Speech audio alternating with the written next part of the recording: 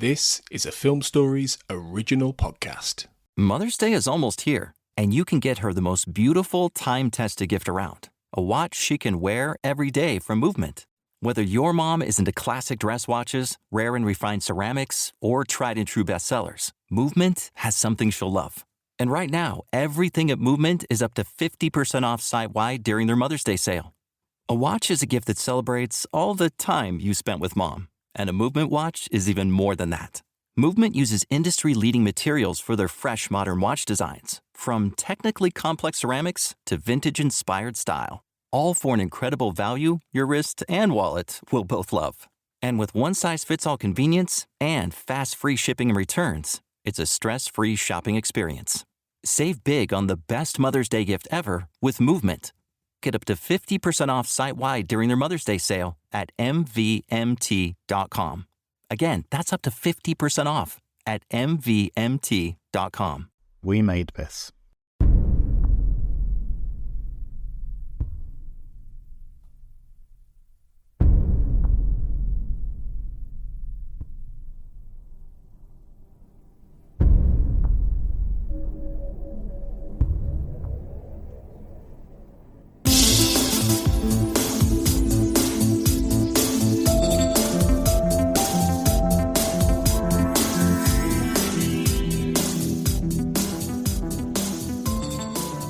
Welcome back, everyone, to the Xcast. The truth is in here. I'm your host, Tony Black, and this is I Want to Believe Minute, where we unpick the second X-Files movie 1 minute at a time. Today, helping me to explore minute 9, which has Scully in the middle of talking to Mulder in his study, to 8 minutes 59, as Scully says to Mulder, I know I don't have to say this, but he's writer and podcaster Adam Chamberlain. Welcome back, Adam.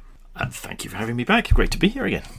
Yeah, we're coming towards the end of our block of minutes here as we go through I Want to Believe Minute. So we've got one more coming very soon. But before we get there, we're in the middle of this introductory scene for Mulder and Scully, which, as we've talked about, is a really well done opening moment where we get to see their dynamic again. We get to see the characters, and they're in the middle of Scully essentially beginning to the process of trying to bring Mulder out of his basement, really. But as he does, he's been cutting out this article, as we've talked about. We've now seen his face. We've seen the beard, and he now goes to put that article on the wall, and we see the poster, the I Want to Believe iconic X-Files poster, which is obviously where, in part, the movie title is born from in this case.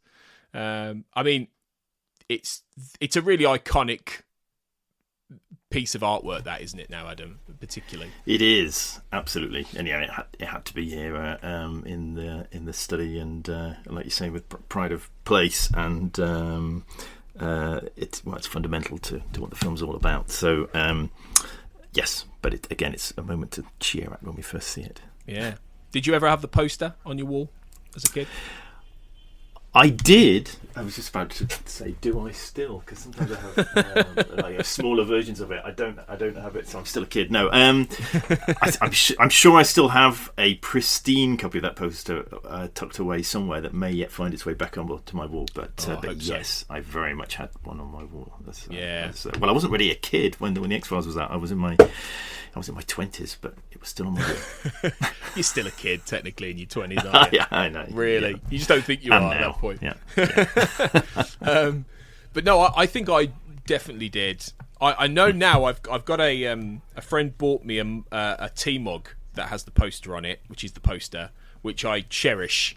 And I'm terrible at breaking mugs, Adam. I break all kinds of things. I think I'm a bit dyspraxic, to be honest. I'm constantly breaking stuff around the house. And my wife's like, oh my God, why is it always my stuff you break? Like, why? But I've broken a fair few of the mugs I have. But that one, so far, touch wood, has remained unbroken because I'm very, very careful with it.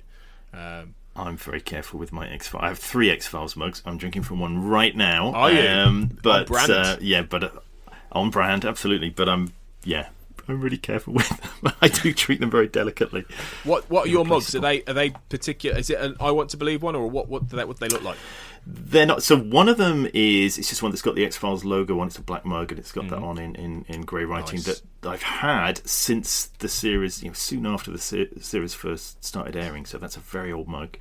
I have the other two. I have are part of the merchandise that when the revival started, and I bought so much of that merchandise at the time because I did think this might be my last time to own any of this stuff. So I bought one which again just has this like the FBI logo on. It's like a green and white nice thing, I think on a black mug.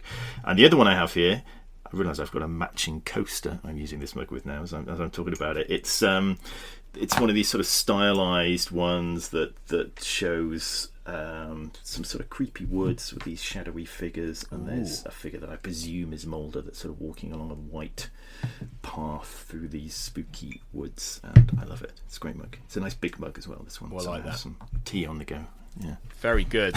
Very good. You've beaten me. So it's a bit of a rabbit hole we've just gone down here. Hey, mug chat. Who doesn't love a bit of mug chat, to be honest? I could talk about mugs like for a lot. I should start a podcast about mugs, actually, because that and the weather. I tell you what, I could go for hours.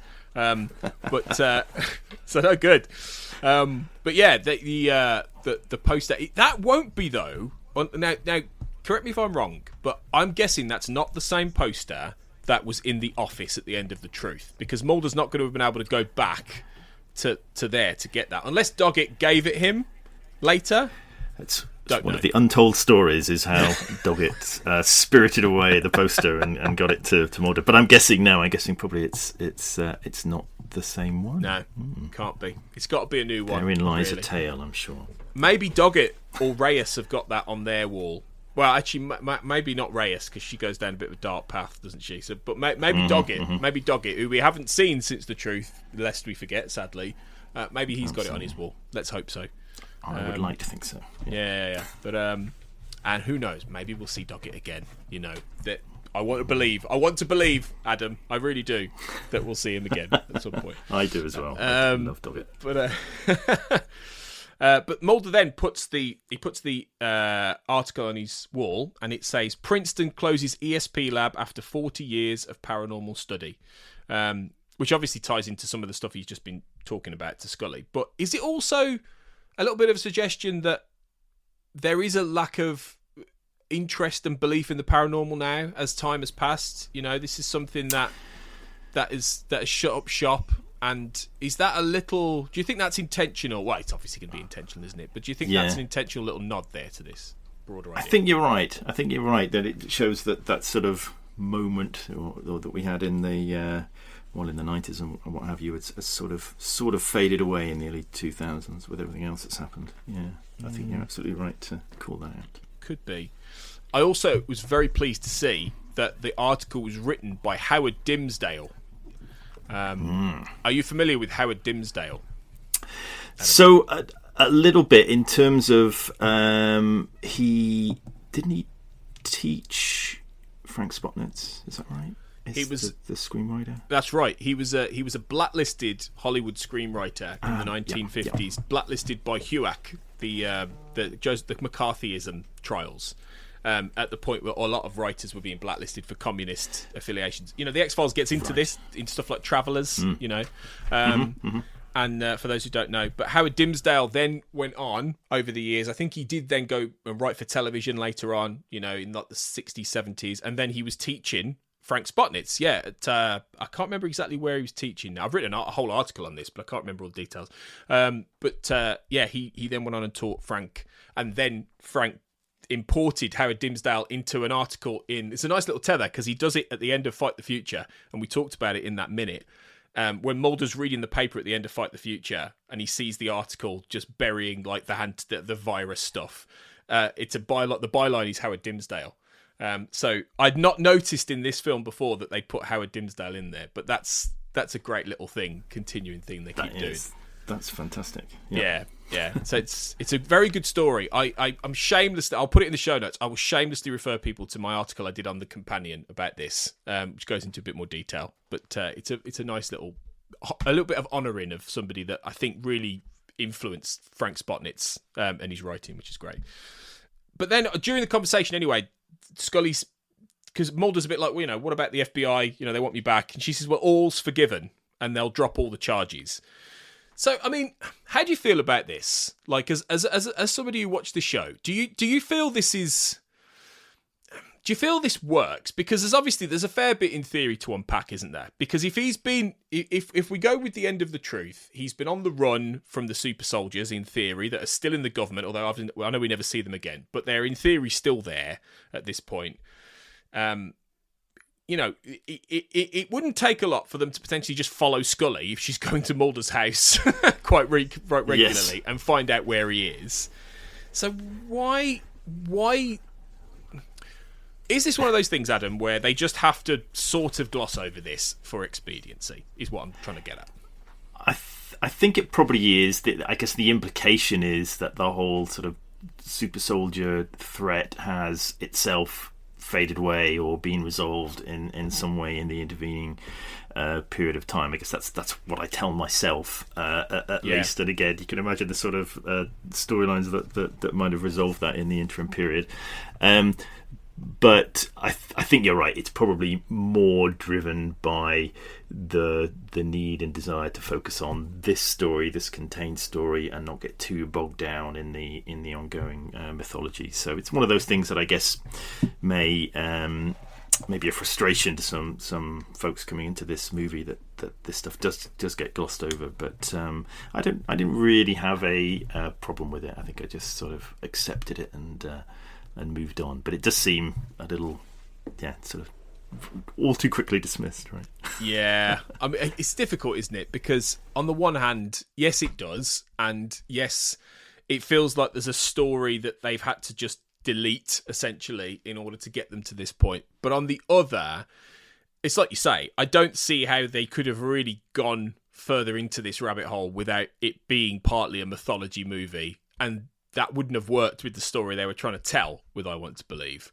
So it's a difficult one. I imagine they probably did a fair bit of like head scratching on how to do this when they were writing the script, is my guess.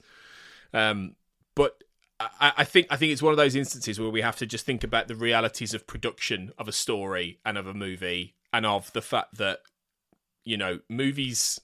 I mean, these days it's obviously a bit more common with the Marvel Cinematic Universe and whatnot, where you have movies and television shows crossing over and things like this. But particularly back then, it just didn't happen, did it? The referencing of a TV show, because The X-Files was quite unique in the sense that it had a movie in the middle and then it had a movie at the end, and the end of the show was meant to then be carried on in the films. it all doesn't quite fit together, does it? I suppose is what I'm saying. It doesn't really, but it's when they made this movie. I mean, they knew they had a relatively modest budget for it, but I think they were hoping that they were going to come back with other movies, weren't they? I think when this movie was made, and so maybe there was a plan perhaps to revisit the broader mythology in a future movie, perhaps that we didn't get to see, sadly. But but I guess the series always did this itself. I guess it's tougher when you've got a movie that's such a sort of event in the calendar after the show's been away from so long. But the series would always go from a mythology episode to a standalone episode and make no reference to what had happened the previous week. Even though it had that ongoing mythology, it also had that sort of story of the week element to it. So I guess it's sort of consistent with how they've done some of these stories before, but it's more problematic because it's a movie and because of the weight and the expectation coming into it, I suppose. I think that's probably right, isn't it? Really, it is carrying a lot of that, and I suppose, and that maybe could have counted for some fan frustration in that what they wanted. I think a lot of fans wanted was a mythology movie to follow the truth, but then I think actually that would have been difficult to do. Like the way the truth ends, I've always thought this. How do you really then pick up a movie that? I mean, with Fight the Future, they managed to do it quite well because they ended. By the end of the end, they were able to do the movie, still have them in the FBI, still have them as the archetypal characters, and it didn't take a lot to really sort of explain the X-Files was shut down, etc., and they could just do... Whereas, if you start a movie where they're on the run from alien Terminators, it feels like you've got quite a bit of legwork to do to get an audience Yes. who might not have watched all that and probably didn't watch those last 2 seasons, frankly. Do you know what I mean? I think it would have been a really tall order to do that anyway. I think you're right. Yeah, incredibly difficult to do, but as I mentioned, I think in our first minute together, I think in terms of revisiting the themes and the core of these characters in the series, this movie does it so well that I forgive it for. I don't really feel there's anything to forgive, but I can overlook and understand why it left all that mythology stuff alone and really went to the core of what these characters and the series was all about. I think that's fair. I mean, Carter talks about how in the very nature of writing this scene, they had to factor in new audience members. They had to write it for them as much as the fans, which, and that was why David and Gillian really worked hard at getting the scene right, because they knew people had waited such a long time to see Mulder and Scully back again, because the way they talk, I think the way they were talking it up after the end of season 9 was that they were going to probably get a movie out there maybe by about 2004-ish, but that obviously for various different reasons just didn't happen at the time. And this comes a good 5-6 years after the end of The Truth, which and let's be honest, by the end of season 9, the X-Files had very much had its day, really. It was not in the conversation in any way to the extent it had been 5 years before then, 4 or 5 years earlier. Absolutely. And people couldn't just go look it up on a streaming service and remind themselves either, so it was gone. Very much so. Yeah. Exactly. Yeah. So it's I think it definitely can be forgiven that kind of thing. But in the conversation, Scully's quite. It feels like she goes quite quickly to defending the FBI, because Mulder basically he does reference The Truth. He talks about how he was locked up and all this, and they should be asking for my forgiveness, as opposed to the other way around. But I guess it's explained by the fact that Scully knows someone's in danger, and that innate doing the right thing is important to her, I suppose. Yes, absolutely, and we sort of established with the story with Christian the importance she places on another human's life, and it makes complete sense that if they might be instrumental in saving an agent in danger, then of course she's going to be drawn to that. Yeah, and she mentions a psychic. As she's found that out, she's got a bit more information. A psychic has come forward. And obviously, she's referring to Father Joe, the Billy Connolly character, who we've briefly seen in the beginning of the film. But I wondered if that's like almost, even within the workings of this visual storytelling, that it's a way of counteracting. Mulder's just put up an article talking about how ESP research has been cancelled. And now... Yeah. Yet still there is somebody claiming to be a psychic who then appears. Yeah. It feels juxtaposition intentional there. Absolutely, yes. And if you wanted to hook Mulder into into helping, then that detail alone is going to do it for you. Yeah, definitely. It's a nice bit of writing, though. I think that actually, in many ways, it's very cleverly done. But he's still suspicious. Obviously, he suggests it's all a trick to smoke him out. Don't know if that's a Smoking Man reference. Probably not. But it's just because it's a turn of phrase, isn't it? But yeah, paranoid. Maybe. But he's just being a bit paranoid here, isn't he? Ultimately.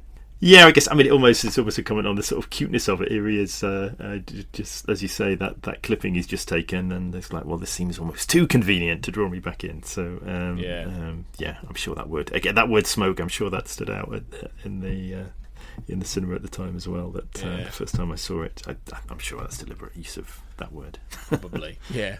I wonder if there's a little bit here though that he's reached a point where. And maybe this is reflective of the X-Files itself, but he's reached a point where he believes that he's more important than he is, because he's sort of suggesting they're trying to smoke me out, this sort of trick. And when actually Scully's kind of just said before, well, they probably just thought, oh, he's better off just in his little bunker, just doing what he does, just forget about him. He's not important anymore. His day has passed. Is there, even if it's on a meta level, is there some sort of comment in a way there that's that's reflective of the X-Files in itself, really. I think so, yeah, and I think it's again, it feels a truthful character moment for Mulder, because if he's there still obsessing over all this stuff, maybe it makes sense that he's going to have that sort of inflated sense of his importance. But then again, he's just been told that they want his help, so maybe there is something to it. Maybe there is. And we'll find out a little bit more about that and how Scully feels about them in the next minute, which has got a few more fun things as this scene draws to a close.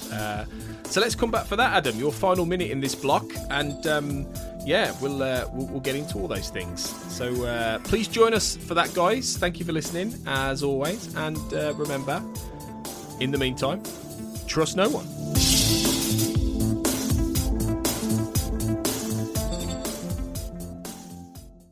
Have you heard about the 2018 study that showed half of prenatal vitamins tested had unacceptable levels of heavy metals? No? Well, now you have. I'm Kat, mother of 3 and founder of Ritual, the company making traceability the new standard in the supplement industry. I remember staring at my prenatal vitamins and finding all these things I was trying to avoid: high amounts of heavy metals, synthetic colorants, and unnecessary ingredients. So, at 4 months pregnant, I quit my job and started Ritual because I believe that all women deserve to know what they're putting in their bodies and why. I'm so proud of our prenatal vitamin. The ingredients are 100% traceable, it's third-party tested for microbes and heavy metals, and recently received the Purity Award from the Clean Label Project. You see, we trace like a mother because, let's be honest, no one cares quite like a mother. But don't just take my word for it. Trace for yourself with 25% off at ritual.com/prenatal.